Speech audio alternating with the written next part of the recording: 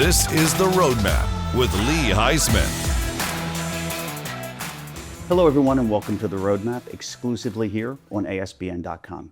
I'm Lee Heisman, and every week we bring you some of the brightest entrepreneurs, CEOs, and business owners who are climbing the ladder, scaling their businesses, and thinking about one day how to exit stage left. Today, I have a very special guest, Joana Martins. Joana, thank you so much for joining. Thank you for having me. You're the president of Global Recruiters of Smyrna.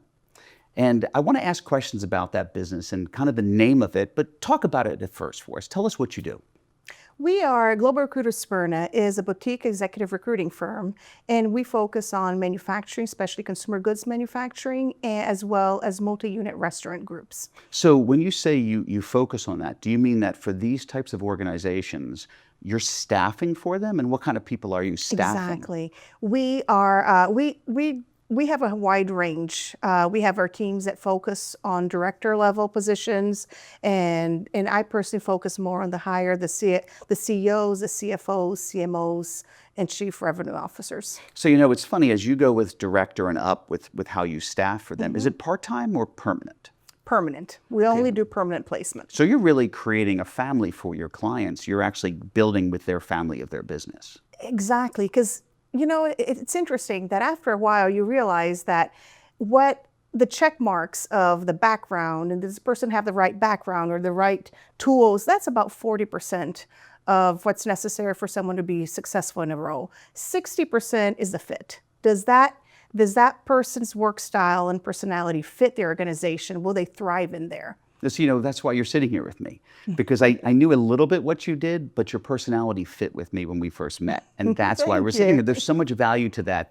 The technical piece, Joana, is not nearly as important as the personal piece. Exactly. So let's talk about that, if you don't mind. Talk about how you created you as a person, because the moment I met you, I immediately was drawn to you.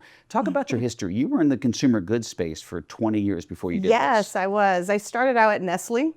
Always in the brand and strategy side. At Nestle, Black & Decker on the appliances side. I did work for Burger King brands. I'm we used to call me the breakfast queen because I created the breakfast value menu for them. Worked at Darden brands as well, when Red Lobster was still part of them. And then the last 7 years of my corporate journey were in private equity, the private equity space. So I did startups as well as distressed businesses. So what were you doing in the private equity space? Strategy, marketing and strategy. So in the distressed businesses, it was mostly coming into it and deciding and analyzing the business and seeing what changes were necessary, what to focus on, what to grow, what to not grow. So a lot of people are always looking at what to grow, but half the battle is looking to say, what do we get rid of? Where do we cut our losses? Yeah. That's really important, because sometimes we insist on things for the wrong reasons, and it's not the strength. I am a believer that you should always look into the strength of a business or a person, or look at the strengths, focus on the strengths and develop those versus trying to develop what's the gap. Those are life lessons, not just for a business, but for your personal life as well. You want to grow not by addition, but also by subtraction, getting rid of the things that cause issues in your life. And I will tell you, that's kind of one of the best parts of your story. Talk a little bit about, I think you were, as you mentioned, you were in the fitness space, but by getting rid of that career, it took you to this successful career. So how did you subtract that out of your life? So I started my recruiting business. And about a year and a half into it, I decided to add on to a fitness franchise. So you're doing recruiting and you're going to do fitness and you're juggling these balls. It was supposed to be something for my then husband, and it didn't work out quite that way. 2 weeks into it, he decided he wasn't into that business. That's really tough to do after you invest that money and make that commitment. Hence then husband. Okay, fair. So subtraction subtraction of the business, as well. Subtraction of the personal life coincides. So what happened? You received a call, you told me, that kind of changed your life. After I closed, it was about a year trying to save both businesses. I ended up focusing a lot of time on the gap versus the strength against what I just mentioned. I was trying to save the fitness business. So what happened was I ended up closing that business, and I was sitting in my office one day and saying, oh my goodness, I was concentrating so much time on this business, and I wasn't paying attention to the recruiting business. Now what's going to happen? And that day I got a call that reignited my recruiting business. Someone from actually private equity called me and asked, "Hey, Joanna, are you still doing recruiting?" I'm like, "I sure am." No way. So there was one phone call that salvaged this business. It provided enough revenue for you to scale. Exactly. And to focus on it again. It was almost like it was, okay, now it's time to focus on this. And this is what I'm meant to do. So, a lesson for viewers out there, listeners that are growing businesses, trying to start businesses, we call them, you have an entrepreneur and then you have a wantrepreneur, someone that wants to open a business. If they're diversifying themselves too much, such as you experienced, I'm going to open a gym, I'm going to maintain this business. If they're not singularly focused on one business, can it be successful? It's very hard when you're trying to look at all the shiny objects out there. And I'm not saying to put every single egg in one basket, but at least have ancillary businesses, different revenue streams that are somehow interrelated to your existing business. It is a struggle for me. I love start out businesses. I love to grow businesses because of my private equity time. And I'm always drawn, like, should I do this little shiny object or that? And I have to tell myself, Joanna, calm down. Do what you love the most, which is recruiting, because you get to be part of a lot of different companies and you get to be part of a lot of different strategies. There's not a one strategy works for all growing companies. I'm one of the luckiest professionals out there because I get to live everybody's reality and try to help them augment it. So, it almost feels like as you talk about that, I love that you augment the business, but it's kind of like the grandparents who get to hold their grandchild, but hand the grandchild back to their children, which is the parents of the baby. Do you feel that way when you get to come in and put somebody into a family? Then you can break the wrist and walk away. How does that relationship continue? It's funny because I don't walk away that easy. I do keep in touch with them. It's interesting that yesterday I placed an individual in a company.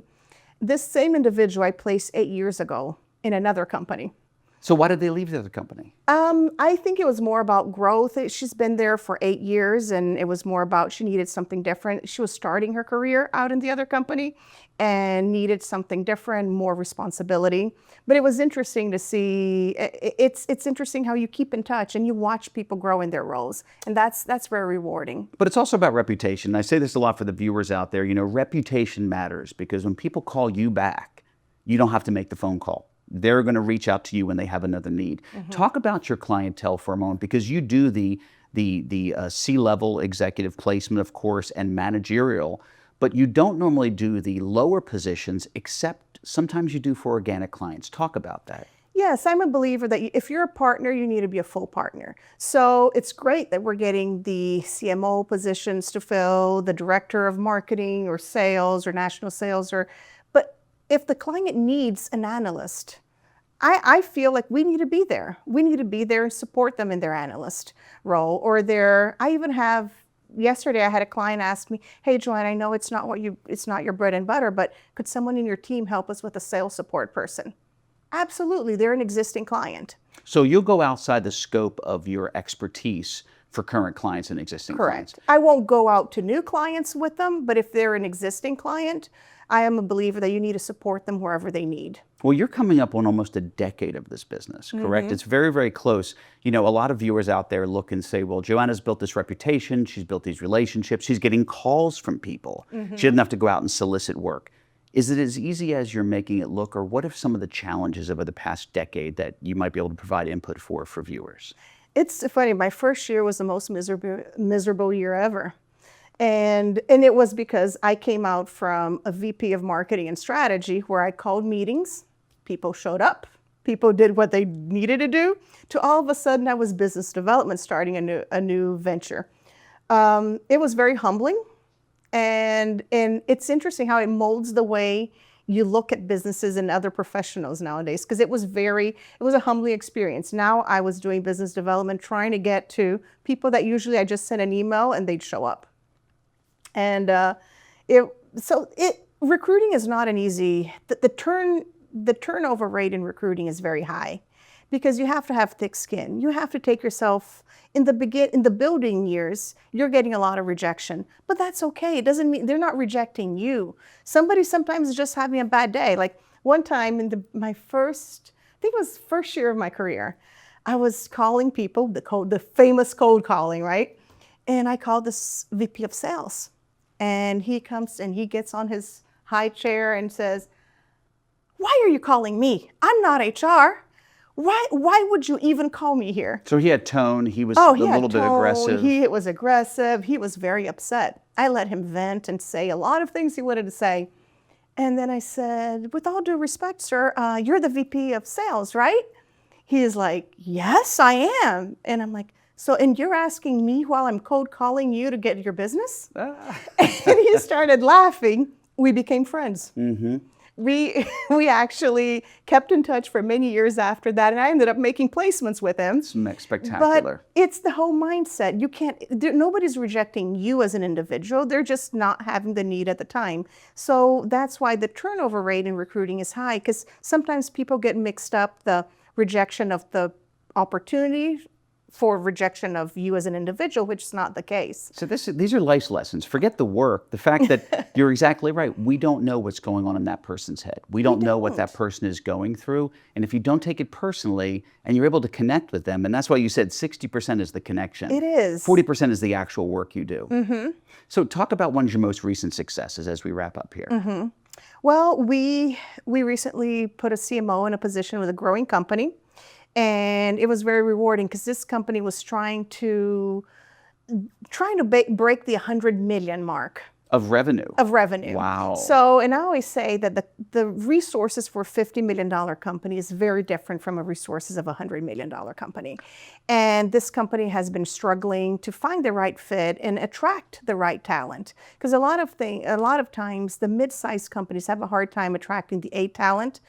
And that's because they sometimes don't realize all the great things they have to offer.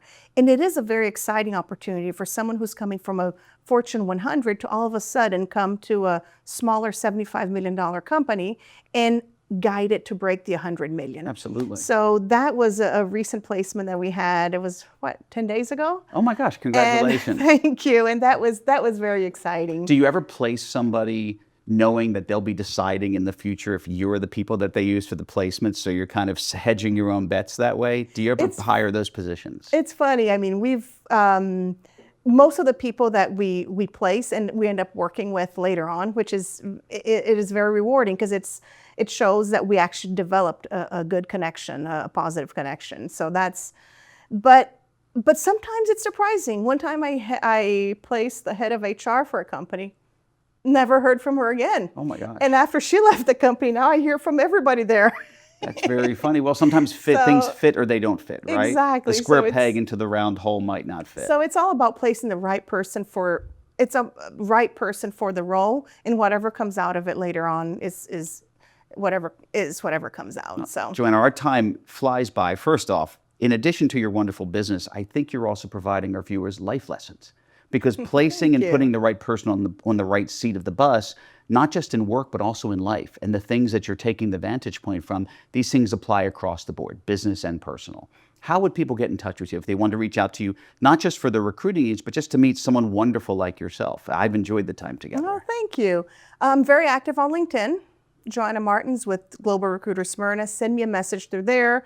And I believe my phone number is there and my email is there. So I think that's the best way to connect with me and give me a call. Absolutely. It's very true. When you say that, ladies and gentlemen, thank you so much. When she says that, she means it, because when I call or text her, it is one of the fastest responses I ever get. Joanna, thank you so much for coming on the show today. And guys, I hope this show was as insightful for you as it was for me. We hope to see you again next week on another episode of The Roadmap. Thanks for watching The Roadmap with Lee Heisman.